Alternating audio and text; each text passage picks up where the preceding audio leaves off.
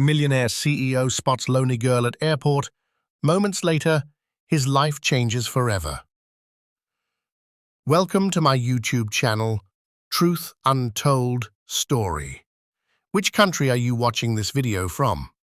If you're new to the channel, don't forget to hit that subscribe button and turn on the bell for more emotional stories every day. The moment that changed everything didn't come with fireworks.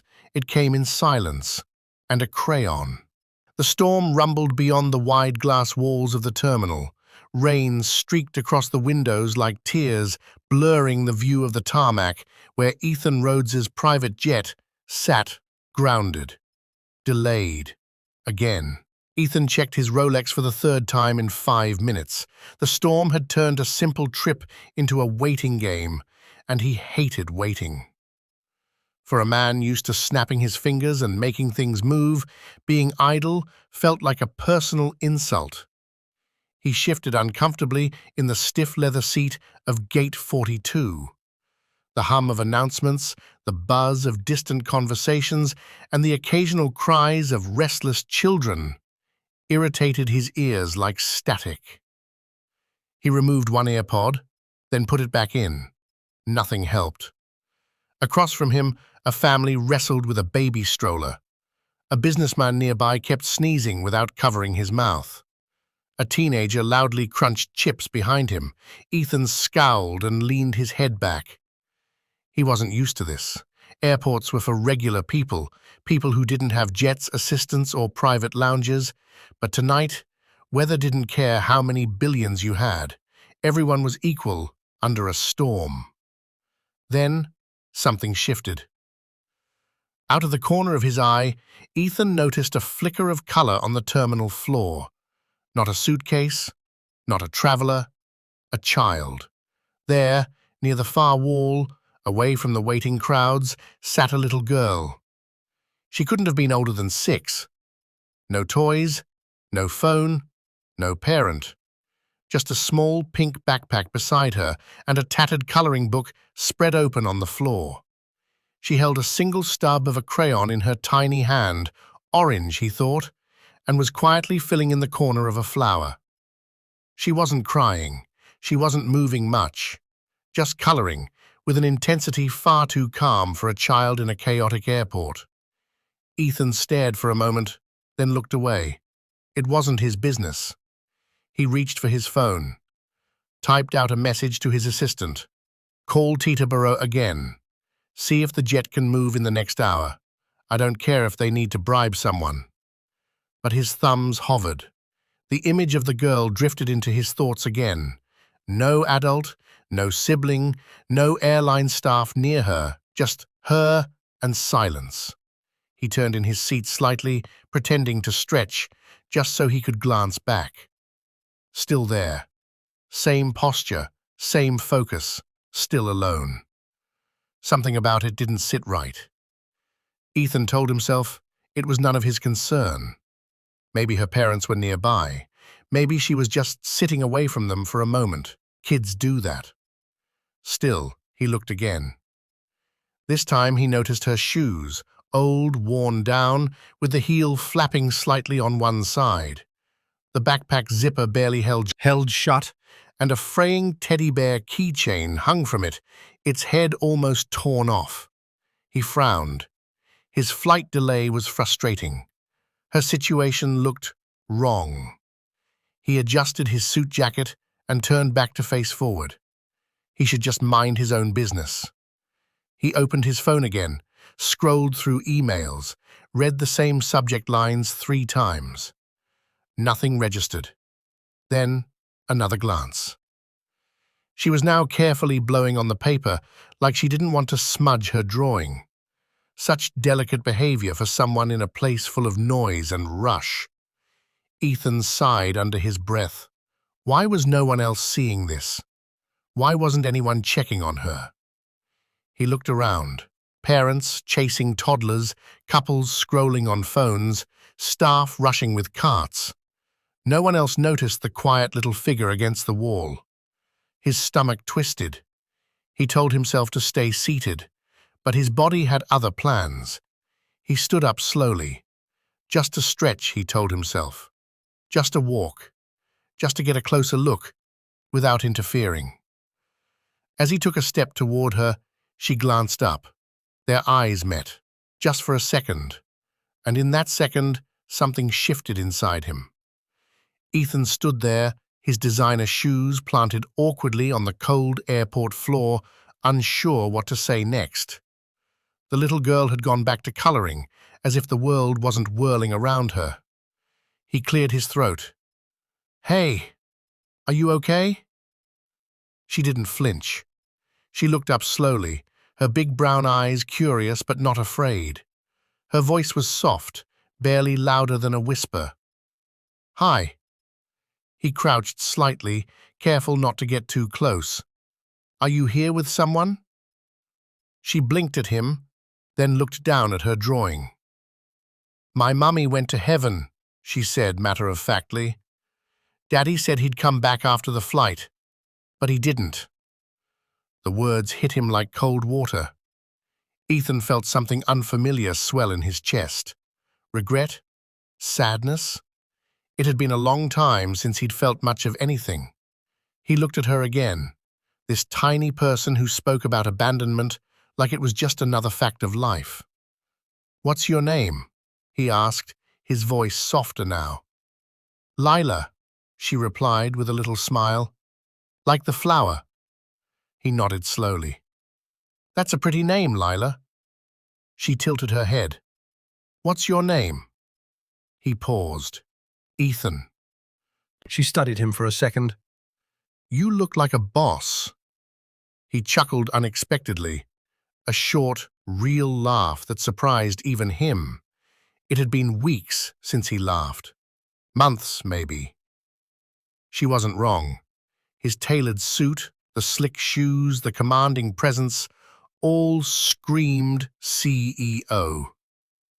But coming from her, it didn't sound like flattery, just truth. "You hungry?" he asked. She shrugged. "A little." Without another word, Ethan turned and walked briskly to the nearest lounge cafe. He didn't belong there. VIPs like him usually didn't buy cookies from display shelves, but he scanned the counter with purpose. "3 chocolate chip," he told the clerk, "and apple juice, cold." He paid in cash, crisp bills he barely noticed handing over, and hurried back toward Lila. She hadn't moved. Still there. Still alone. When he handed her the cookies, her face lit up like sunrise. "Thank you, boss," she said with a full grin. He sat beside her on the floor, the cold tiles pressed through his slacks, but he didn't care. She opened the plastic bag slowly, carefully, like it was something rare. "Mommy said we don't take things from strangers," she said between bites. "But you don't feel like a stranger." Ethan raised a brow. "No?" She shook her head. "Strangers feel scary. You feel quiet." He wasn't sure what that meant, but it struck him deeply. They sat in silence as she ate. He noticed her tiny hands, the way she cradled the juice box with both palms, like it might slip away. The way her pigtails sagged unevenly, the fray on her coat sleeve. This wasn't just a lost kid. This was a story, a life, one that had already seen too much for such a small soul. "Do you know where your flight was going?" he asked gently. She shook her head. "I just followed Daddy, but then he said to sit still, and he walked away.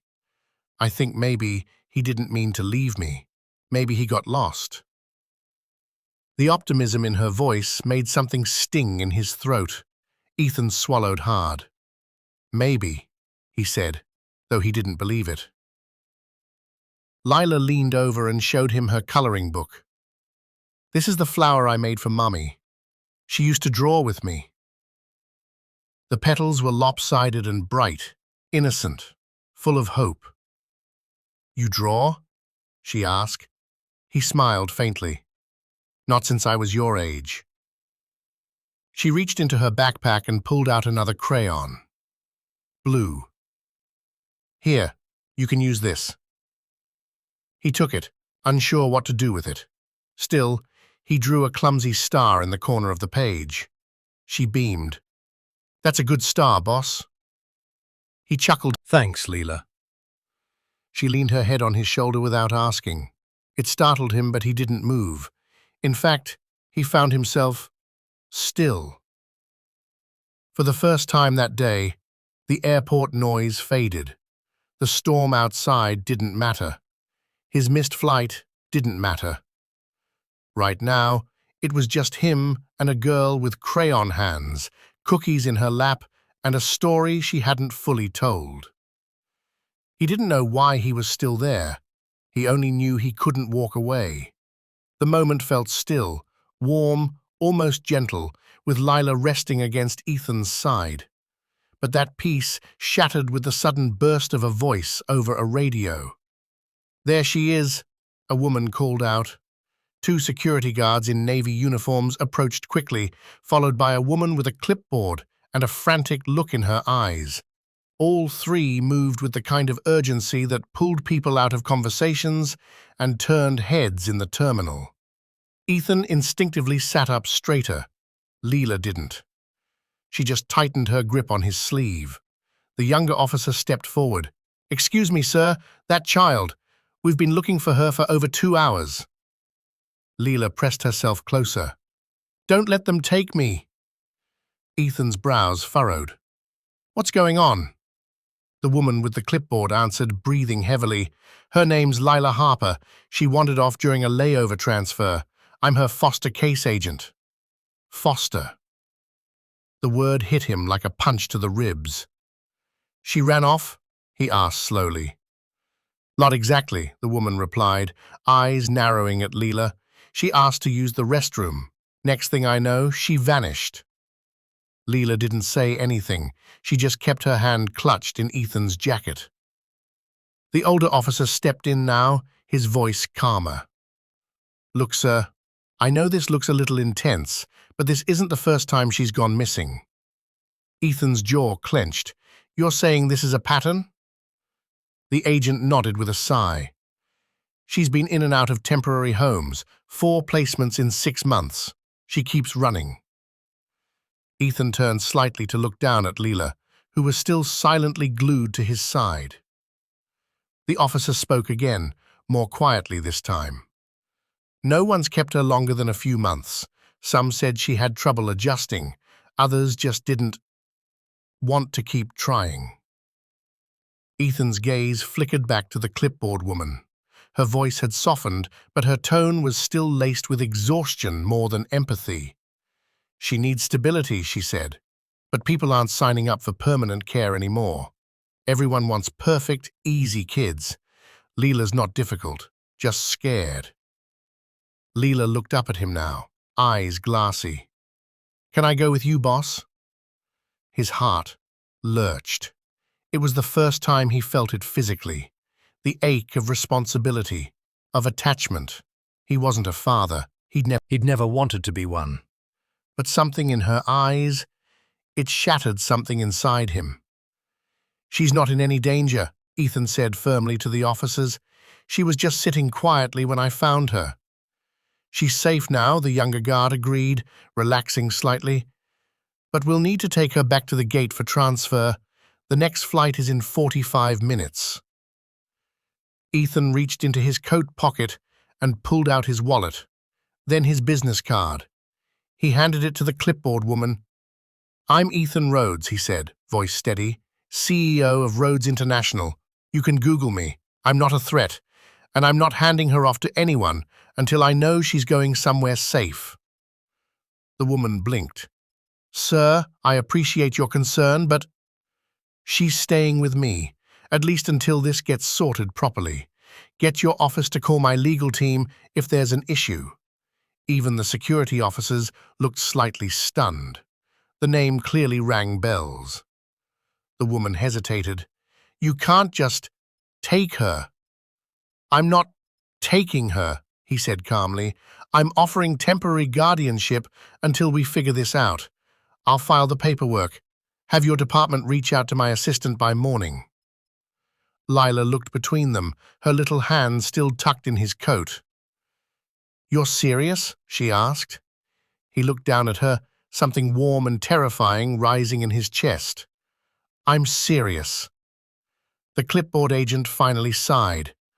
"I'll have to report this, and there will be calls." "Good," Ethan said. "Start with my lawyer." She scribbled down his contact card and walked away to make a call, frustration trailing her steps.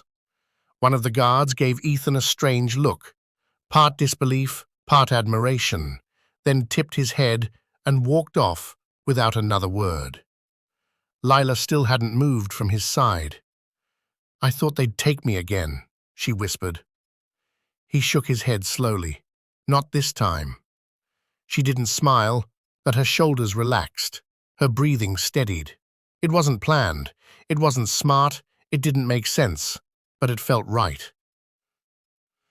The city skyline gleamed like polished steel as Ethan's black car pulled into the underground garage of his Manhattan penthouse. Lila pressed her nose to the tinted window, wide-eyed as the elevator climbed higher and higher. She'd never seen a building this tall, let alone lived in one. When the doors opened, she stepped into silence.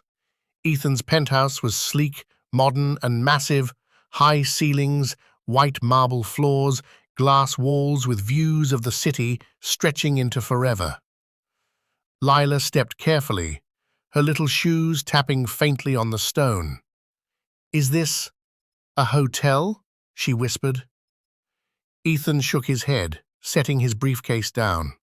"No, it's home." She glanced around again. "It doesn't smell like cookies."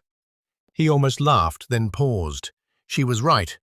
It didn't smell like anything. No warmth, no clutter, no laughter. Just cold air, clean lines, and expensive silence. Lila wandered toward the living room, where the couch was so wide she could lie across it twice. She poked at the cushions, bounced once, then smiled. "This place is so shiny," she said, "like a jewelry store." Ethan watched her with a strange ache forming in his chest. She tiptoed into his office next, staring at the wall of books and awards. "Are these yours?" she asked, running a finger across a glass trophy. "Yes." "Wow," she whispered. "You must be really smart." He shrugged. "More busy than smart." That night, he ordered takeout from the best Italian place in town. Lila picked at the pasta, more fascinated with the chopsticks than the food. "Can I draw?" she asked after dinner. He found her paper, markers, and a giant sketchpad from his supply room. She spread it out on the living room floor like a canvas. Ethan glanced over from the couch, sipping a rare glass of wine. She was drawing fast and giggling to herself. "What's that?" he asked. She held it up proudly. A stick figure in a suit, holding a briefcase. "That's you, see? I gave you a boss tie." He grinned.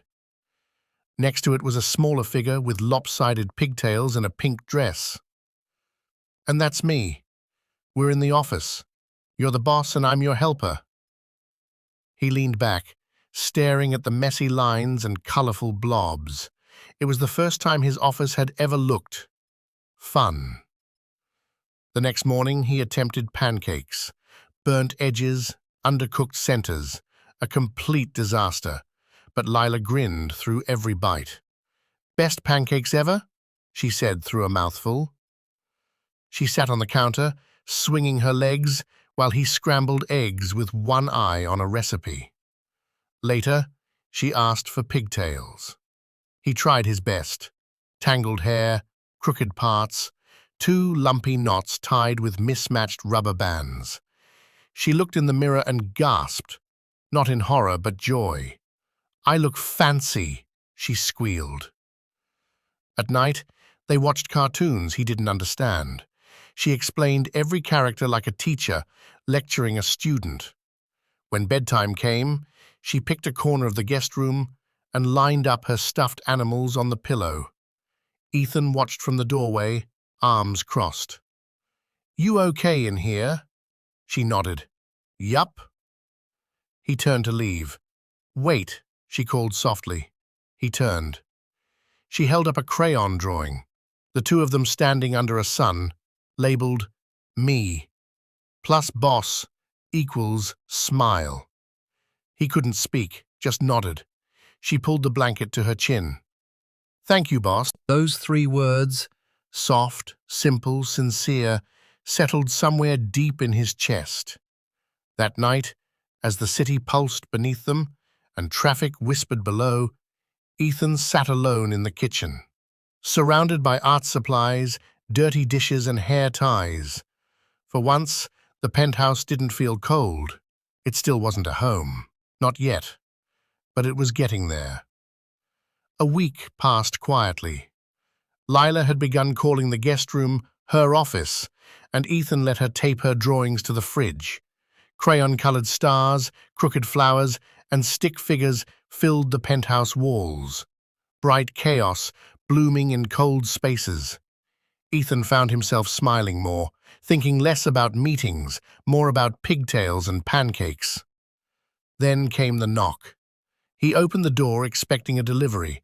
Instead, two people stood there, a stern-looking woman in a grey coat and a man holding a file folder under his arm. Mr. Rhodes, she said formally, we're from Child Protective Services. Ethan's stomach sank. Is something wrong? He asked, already knowing the answer. The man spoke this time. Lila's biological father has been located. The words felt heavier than they sounded. He's requested custody, the woman continued. Legally, we're obligated to assess his claim. Ethan didn't say anything at first. He felt the pulse behind his eyes, a headache forming from stress and disbelief. He has a record, he said finally. Several, the man replied, but nothing in the last year.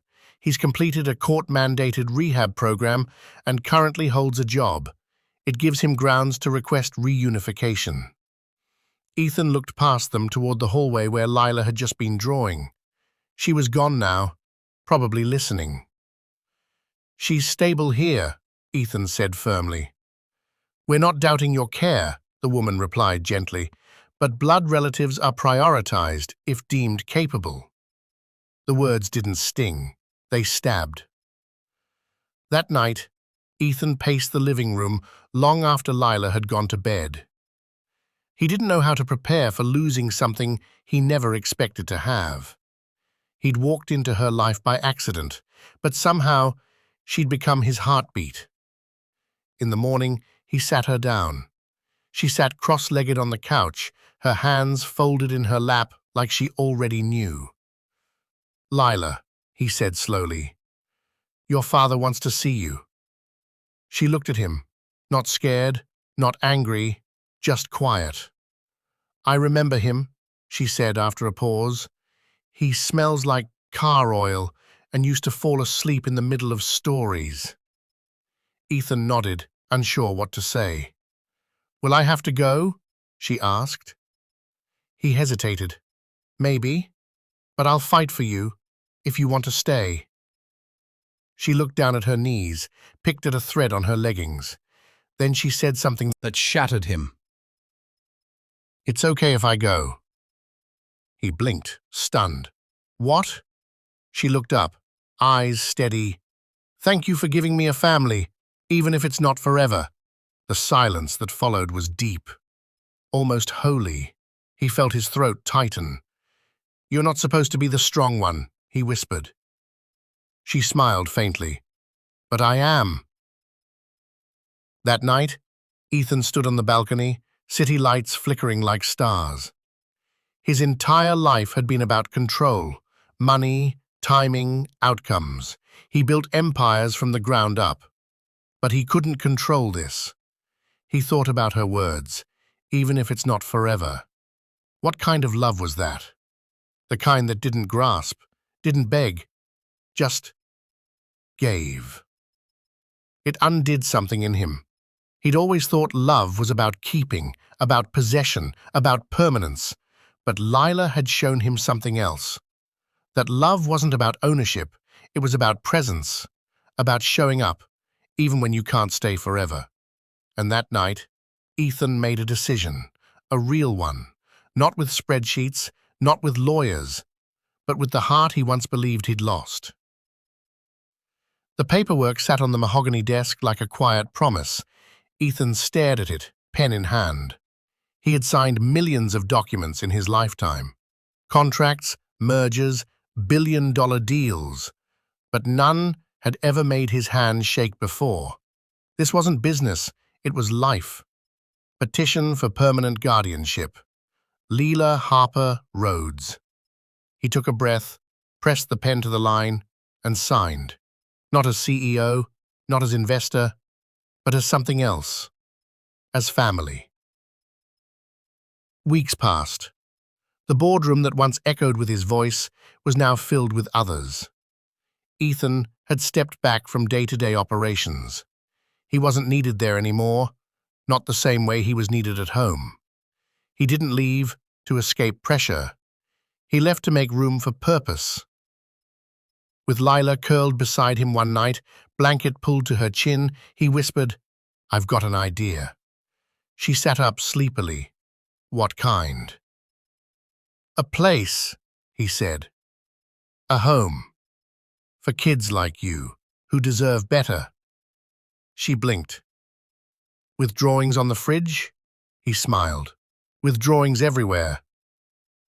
The Rhodes Foundation was born not as a press release, but as a quiet vow. He didn't want to build shelters that looked like institutions.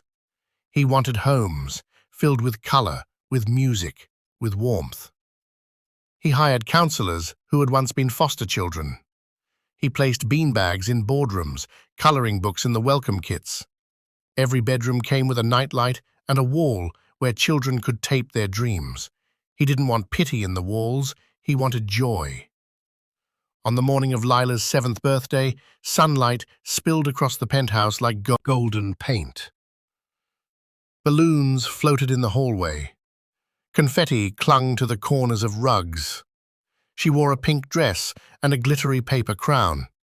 "Do I look 7?" she asked, spinning in front of the mirror. "You look like a queen," Ethan said, adjusting the crown with mock ceremony. He lifted her gently and sat on the couch, placing her on his lap like he had since the very first week. Around them, family photos now decorated the walls. Her first drawing, her first snow, their first pancake morning. She rested her head against his chest. Then she whispered, "You're not just a boss anymore, you're my forever." He couldn't answer for a moment. His chest felt full, but not heavy, not like before. He kissed her forehead. "I think you were always mine," he said softly. "I just didn't know it yet." That night, as the birthday candles flickered and music played faintly in the background, Ethan stepped out onto the balcony. Below him, the city glowed like a living constellation. But this time, he wasn't looking down on it. He was standing within it, part of something bigger than himself. He watched through the glass as Lila danced in circles with the other kids they'd invited from the foundation. They laughed with their whole bodies, wild and free. She caught his eye, waved. He waved back, smiled. For years, he thought success was about closing deals, breaking records, owning buildings. But now, success had a face. Tiny, brave, loud. With crayon on her fingers and light in her eyes. And for the first time in his life, Ethan realized he hadn't saved her. She had saved him.